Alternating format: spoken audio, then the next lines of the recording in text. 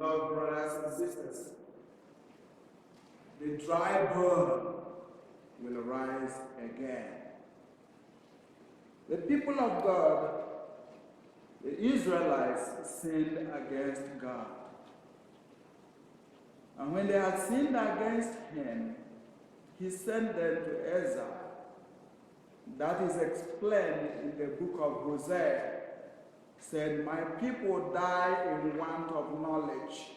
Therefore, I will send them to the nations so that they will learn." So they were sent to the nations for many years. And then the prophet came to them and announced to them about their departure. The prophet Ezekiel, with the imagery of dry bone, a ditch filled with dry bones of soldiers dead long ago, forgotten. Nothing can be remembered about them except that they died and their bones, worthless, dried up. And the Lord said, "Just as you have spiritually died and have no strength in you, as you are like these dry bones, I will give you life. I will recover your flesh. I will breathe into you. I will give you life so that your life now will be better than the former glory you had." The same thing in the gospel. Lazarus died, and Jesus came. "I am the resurrection and the life. Whoever believes in me will not die. Even if they are dead, they will have life again. Do you believe this?" He asked Martha. He asked us today, do you believe this?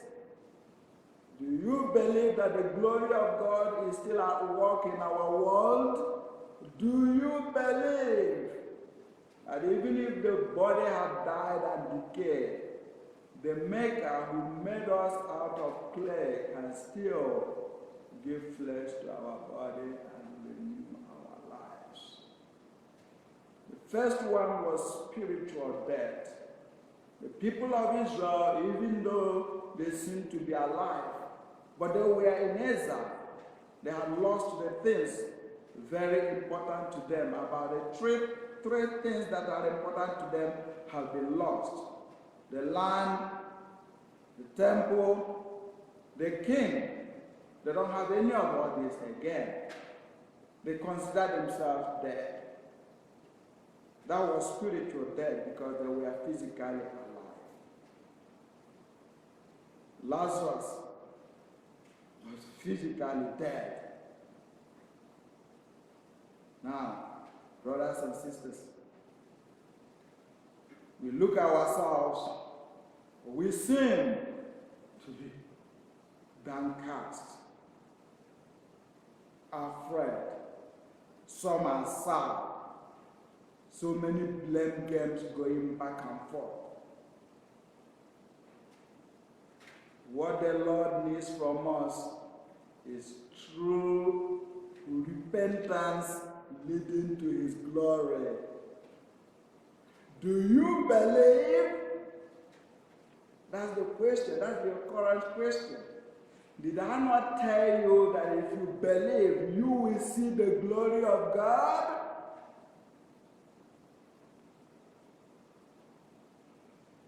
Something happened both in the gospel and in the first reading that is happening in our world today.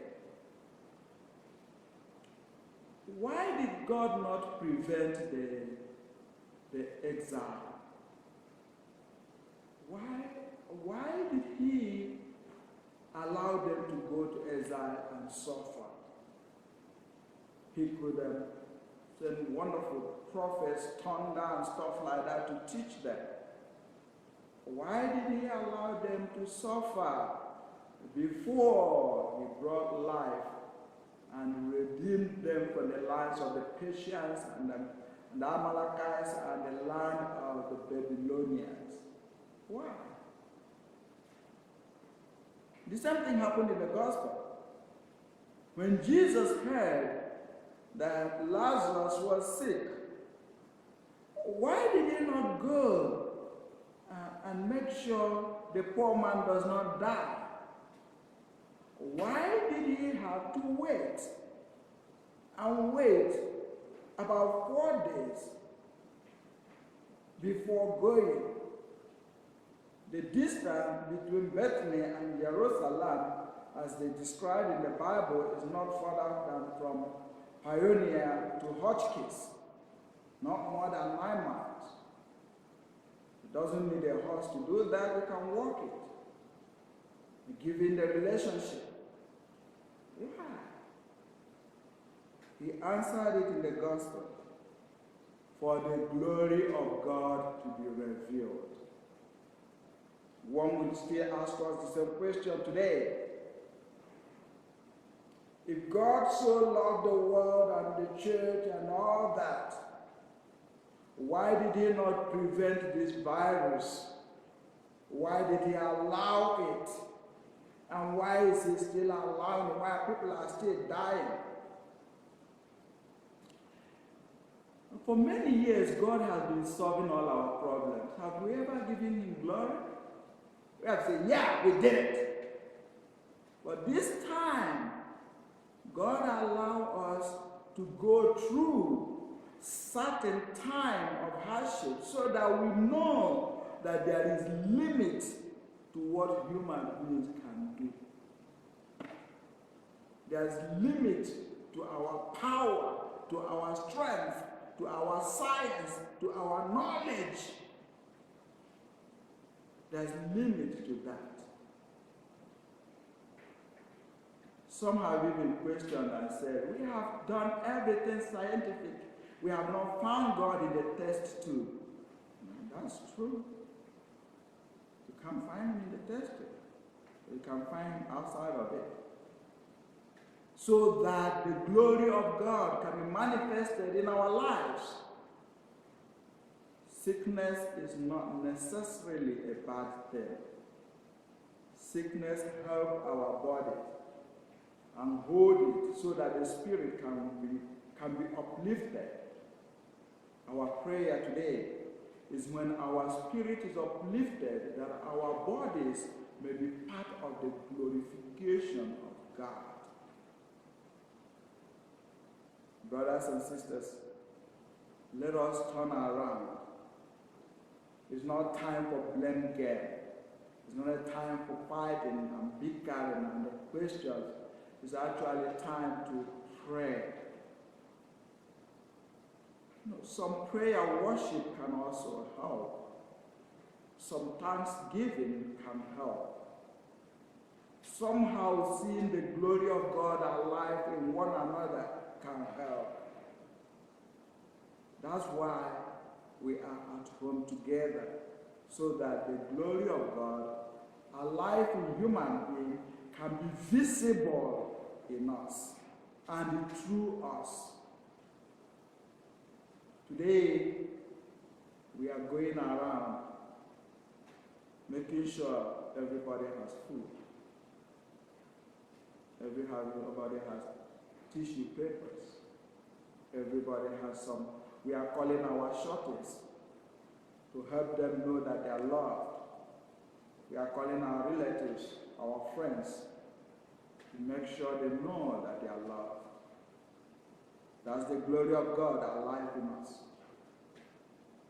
Therefore, I want to ask all the members of our parish, please, this time, within a week, could you kindly call at least 7 members of our church and of our neighborhood? It does not necessarily need to be members of our church. Call them in the name of Christ and his church and tell them we are calling to know how you are doing.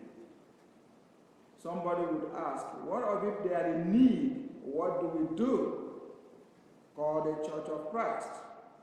Call the office. If they are in need, we will know how to solve it. But the important thing is not the need. The important thing is the extension of God's love. Loneliness kills more than any virus. Call, reach them through FaceTime. We are all high in technology. Help people to see that the glory of God is still alive in you. By so doing, we will not only outlive this virus, we will extinguish the sadness in our world today and maybe replace it with some sort of happiness. Because we can heal ourselves from within. And once we are healed inside, by God's grace, we will be healed outside too. God bless you.